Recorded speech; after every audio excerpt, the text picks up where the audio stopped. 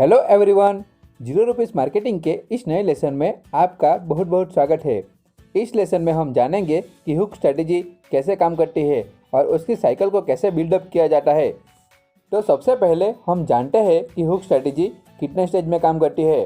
तो hook strategy 5 stage में काम करती है, यानी कि हुक की 5 साइकिल होगी जिनके 5 स्टेप होंगे, जिसमें पहला स्टेज है ट्रिगर, दूसरा है सॉल्व अ कस्टमर प्रॉब्लम, तीसरा रिवॉर्ड, चौथा स्टेज है नॉवेल्टी और पांचवा स्टेज है इन्वेस्टमेंट ऑफ टाइम।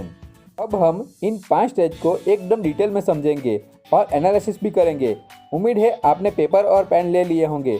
अगर नहीं लिए हैं तो जल्द से जल्द ले लीजिए, क्योंकि यहाँ पर मैं सबसे इम्पोर्टेंट पॉइंट आपको बताने जा रहा हूँ। तो सबसे पहला पॉइंट है ट्रिगर। ट्रिगर यानी कि हमें प्रोडक्ट के बारे में याद आना। जैसे कि हम हर रोज़ टी या कॉफ़ी पीते हैं, वो भी निश्चित टाइम पे, यानी कि हम सुबह के टाइम पर सबसे पहले टी या कॉफ़ी पीते हैं, या फिर अगर हम शॉप में होंगे तो दोपहर को 3 बजे से 5 बजे के बीच में टी या कॉफ़ी पियेंगे, क्योंकि ये हमारी हैबिट बन चुकी है। जनरली इतने टाइम पर हमें टी या कॉफ़ी चाहिए ही चाहिए होगी। इस टाइम पर हमें टी या कॉफ़ी की याद आ ही जाती है, या फिर हम उसे मंगवाते हैं। हम 1-2 दिन इस हैबिट के बिना रह सकते हैं, पर इससे ज़्यादा नहीं। इसी तरह हमारे प्रोडक्ट या सर्विस में भी ऐसा ट्रिगर लगा होना चाहिए जिसकी लोगों को याद आ जाए।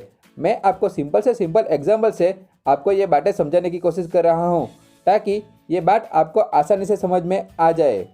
कोई भी प्रोडक्ट के लिए 2 तरह के ट्रिगर यूज़ होते हैं। पहला एक्सटर्नल ट्रिगर और दूसरा इंटरनल ट्रिगर। मैं बारी बारी से आपको दोनों के बारे में डीप में समझाऊंगा। अब सबसे पहले बात करते हैं एक्सटर्नल ट्रिगर की, यानी कि एक्सटर्नल ट्रिगर का मतलब होता है बाहर से फोर्सफुली याद दिलाना। जैसे कि कस्टमर को मैसेज सेंड करके याद दिलाना, या फिर उनको ईमेल करके याद दिलाना, या फिर हम न्यूज़पेपर और टीवी में ऐड भी दे सकते हैं। आपने भी कई बार न्यूज़पेपर में ऐड दी होगी और अपने कस्टमर को अवेयर करने का ट्राई किया होगा, पर आपके सबसे बड़े कॉम्पिटिटर अमेजॉन और फ्लिपकार्ट टीवी ऐड और न्यूज़पेपर ऐड से ही नहीं काम चलाते, बल्कि वो SMS एंड ईमेल करके भी अपने कस्टमर को अवेयर करते हैं कि आपके लिए ये सबसे बढ़िया ऑफर है, आप आके बाय कीजिए। और कई कई नई प्रोडक्ट आने पर उन्हें अवेयर भी करते हैं। तो हम यहाँ पे एक स्टेप चूक रहे हैं, जैसे कि कस्टमर के साथ ईमेल और मैसेजेस के थ्रू जुड़ना। अब देखते हैं कि कौन कौन सी कंपनियाँ हैं जो एक्सटर्नल ट्रिगर का यूज़ कर रही है। जैसे कि आप इंटरनेट स्टार्ट करते हो तो आपके मोबाइल में नोटिफिकेशन आने लगेगी, जैसे कि व्हाट्सएप पर इतने मैसेज है, फेसबुक पर इतनी नोटिफिकेशन है, यूट्यूब पर इतनी वीडियो की नोटिफिकेशन है। तो वो हमें ट्रिगर कर रहे हैं कि आओ हमें यूज़ करो। इसलिए आपको भी अपने प्रोडक्ट के बारे में अपने कस्टमर को ऐसे नोटिफिकेशन भेजने होंगे, जैसे कि उनको अवेयर करना होगा कि आओ और ये प्रोडक्ट खरीदो। उनको थोड़े थोड़े टाइम के बाद याद दिलाना होगा कि ये प्रोडक्ट अवेलेबल है और हम भी मार्केट में अवेलेबल है। पर आप यहाँ पर एक्सटर्नल ट्रिगर यूज़ करते समय एक बात का जरूर ध्यान रखिएगा कि अपने आपका कस्टमर आपसे बोर नहीं हो जाना चाहिए, यानी कि आप उन्हें हफ्ते में 1-2 बार ही मैसेज कीजिए, वरना वो आपको ब्लॉक कर सकता है, आपके नंबर को भी ब्लॉक कर सकता है और आपके ईमेल को भी ब्लॉक कर सकता है। तो इसलिए आपको उनके साथ कनेक्शन बनाए रखने के लिए हफ्ते में सिर्फ 1 बार या फिर मंथली 2-4 बार ही कनेक्शन बॉन्ड करना है। ज़्यादा बार आप करने जाओगे और कस्टमर अगर बोर हो जाएगा आपके मैसेजेस से, तो वो आपको ब्लॉक कर सकता है। इसलिए एक्सटर्नल ट्रिगर यूज़ करते समय हमें ये बात का भी ध्यान रखना होगा। अब बात करते हैं दूसरे ट्रिगर की, यानी कि इंटरनल ट्रिगर, जो हमें खुद से ही याद आ जाते हैं हमारी अच्छी या बुरी फीलिंग की वजह से। जैसे कि आप अगर कॉफ़ी पीना चाहते हो तो आपको किसी को याद दिलाने की ज़रूरत नहीं होती, आप खुद ही कॉफ़ी मंगवाओगे और पियोगे भी। वो हमारे इमोशन से जुड़े होते हैं।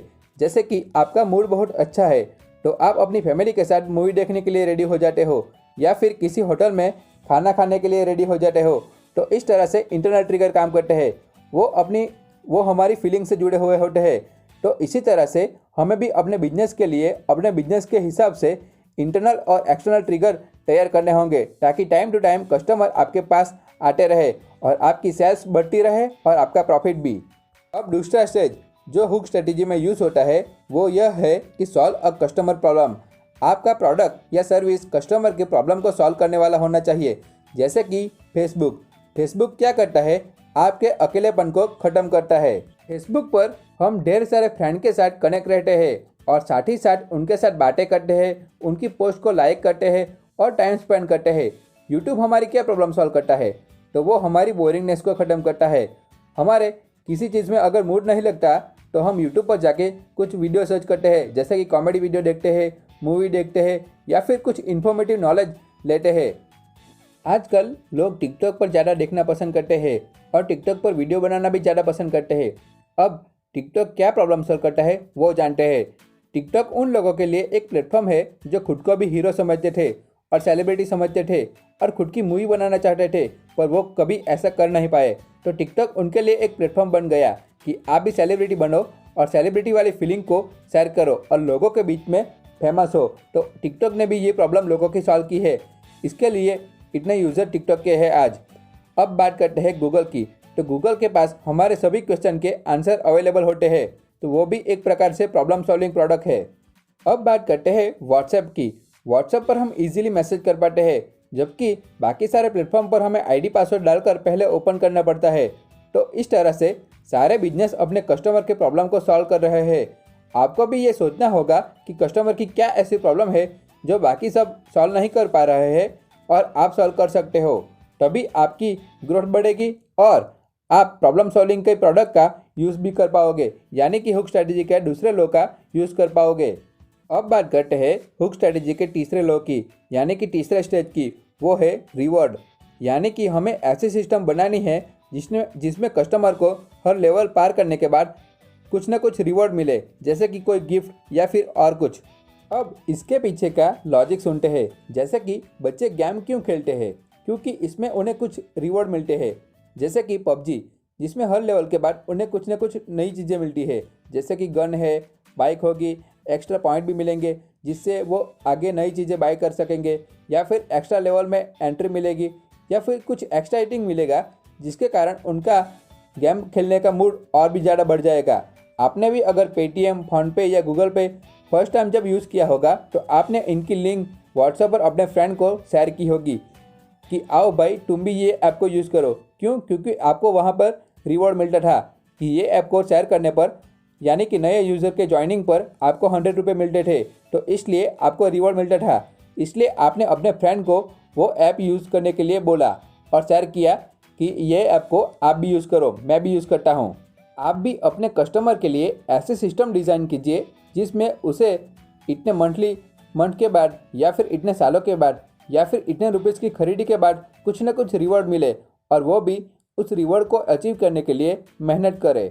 जैसे कि वो स्कीम कुछ भी हो सकती है। जैसे कि मैं एक एग्जांपल से आपको ऐसी स्कीम बनाना समझाऊं तो आपको 10,000 की खरीदी पर उनको कुछ गिफ्ट देना है, जैसे कि कुछ गिफ्ट उनको फ्री में देना है। अब वो डायरेक्ट तो 10,000 की सेलिंग कभी नहीं करेगा, पर उसकी हर खरीदी काउंट होगी। ऐसा करके 5-7 महीने में वो आपसे 10,000 की खरीदी जरूर करेगा। उन्हीं प्रॉफिट में से उनको एक गिफ्ट देना है। अब यहीं पर बात ख़त्म नहीं करनी, उनको जैसे कि हम गेम में देखते हैं उसी तरह के लेवल बना के देने हैं, जैसे कि 5,000 की खरीदी के बाद इतना रिवॉर्ड मिलेगा, या फिर 10,000 की खरीदी के बाद इतना कुछ गिफ्ट मिलेगा। इस तरह से हमें लॉन्ग टर्म के लिए कस्टमर को हमारे साथ ज्वाइनिंग रखना है। उसमें हमारे 2 फ़ायदे हैं, कस्टमर हमारे साथ लॉन्ग टर्म के लिए ज्वाइनिंग भी रहेगा, और दूसरा फ़ायदा कस्टमर को खरीदी के लिए एक्साइटमेंट भी होगी, क्योंकि इतनी खरीदी के बाद उन्हें ये कुछ गिफ्ट में मिलने वाला है या फिर रिवॉर्ड मिलने वाला है। अब हर लेवल के बाद कस्टमर को कुछ नया मिलना चाहिए, यानी कि नया कुछ एक्साइटिंग मिलना चाहिए। पर सबसे इम्पोर्टेंट बात, स्टार्टिंग के लेवल एकदम सिंपल होने चाहिए, जैसे कि गेम में होते हैं। गेम में स्टार्टिंग में सबसे सिंपल लेवल होते हैं जिसमें हम आसानी से पार कर सकते हैं। उसके बाद धीरे धीरे लेवल की स्ट्रांगनेस बढ़ती है जिसमें हमें पार करने में डिफ़िकल्टी होती है। उसी तरह आप भी अपने कस्टमर के लिए पहले सिंपल लेवल बनाओ, उसके बाद धीरे धीरे बड़े लेवल बनाओ, और इसी तरह से कस्टमर को अपने लेवल में एंट्री करवाओ और उसे बाय करने के लिए लॉन्ग टर्म के लिए अपने साथ जोड़े रखो। अब बात करते हैं चौथे स्टेज की, वो है नोवेल्टी, यानी कि ऑलवेज समथिंग न्यू। अगर आपको खाने में रोज़ एक ही तरह की सब्जी दी जाए तो आप खाओगे या नहीं खा पाओगे? आप 5 से 6 दिन में बोर हो जाओगे। उसके बाद आप इस तरह की सब्जी को खाना बिल्कुल भी पसंद नहीं करोगे। मैं आपके सामने एक फ्रिज रखूं जिसमें ढेर सारे फ्रूट हो, और मैं आपको बोलूँ कि थोड़े थोड़े टाइम के बाद आपको उसमें से ओपन करके फ्रूट निकालने हैं और खाने हैं। पर अगर एक ही तरह के फ्रूट होंगे तो आप थोड़े टाइम के बाद बोर हो जाओगे।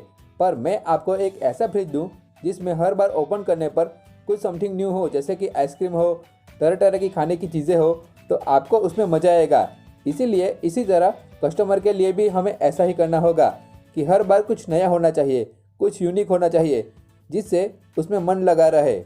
जैसे कि हम फेसबुक और इंस्टाग्राम जब यूज़ करते हैं तो उस टाइम हमें काफ़ी मज़ा आता है। उसका एक ही रीज़न है कि हर बार फेसबुक ओपन करने पर हर बार हमें कुछ नई चीज़ें मिलती है। जैसे कि आपको नई नई फ़ोटो देखने मिलेगी, कुछ अच्छी होगी, कुछ बुरी होगी, कुछ इमोशनली टचअप करने वाली होगी तो कुछ फन वाली होगी, कुछ सैड होगी तो कुछ हैप्पी होगी। इसी तरह से तरह तरह की फीलिंग फेसबुक पर आपको मिलेगी। आपको अपने बिजनेस के हिसाब से नई नई चीज़ें लानी है और आपके कस्टमर को हर बार कुछ नई फीलिंग करवानी है और उनके साथ टचअप बिल्ड करना है। अब बात करते हैं 5वें पॉइंट के ऊपर, वो है investment of time, money and energy. मैं अगर आपको ये बोलूँ कि आपको अभी अपना व्हाट्सअप एंड फेसबुक डिलीट करना है और उसे फिर से कभी यूज़ नहीं करना है, तो क्या आप कर पाओगे? नहीं, इतनी आसानी से तो नहीं। पर ऐसा क्यों?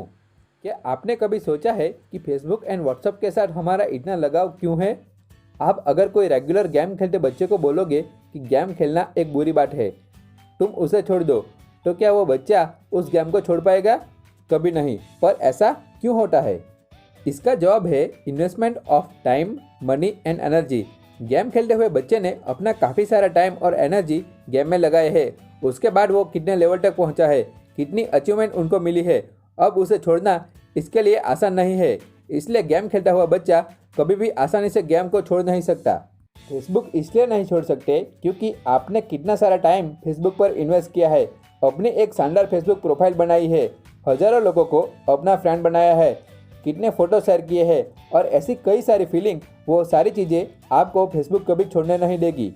सेम वैसा ही व्हाट्सएप में भी होता है। आपने कितने लोगों के साथ चैट करके उनके साथ अपनी दोस्ती को और मजबूत किया होगा। हर रोज़ आपने उनसे कई बार जुड़ते होंगे और अपना कम्युनिकेशन और मजबूत किया होगा। इसीलिए व्हाट्सएप पर भी आपने इतना ही टाइम इन्वेस्ट किया होगा। इसीलिए व्हाट्सएप को आप आसानी से छोड़ नहीं सकते।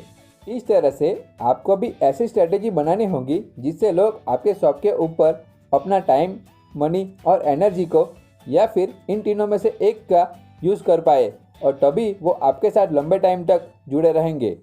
आज के लेसन को फिर से याद कर लेते हैं क्योंकि इस 5 पॉइंट के बेस पर आपको अपने बिजनेस के हिसाब से अपनी नेक्स्ट स्ट्रेटेजी बनानी है।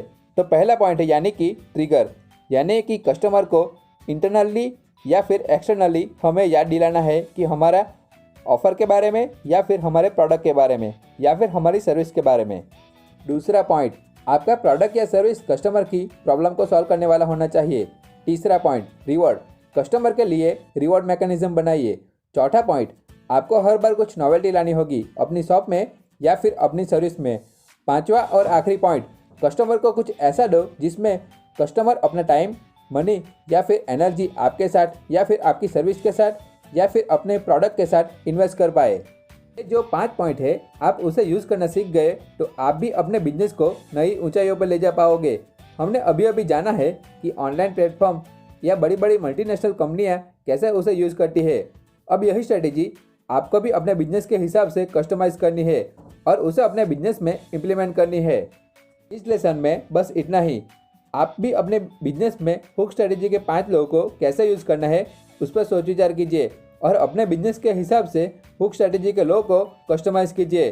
और तब तक के लिए मिलते हैं अगले लेसन में। और इस कोर्स से आपको कुछ सीखने को मिल रहा है तो अपने बिजनेसमैन फ्रेंड को ये कोर्स जरूर शेयर कीजिए। तब तक के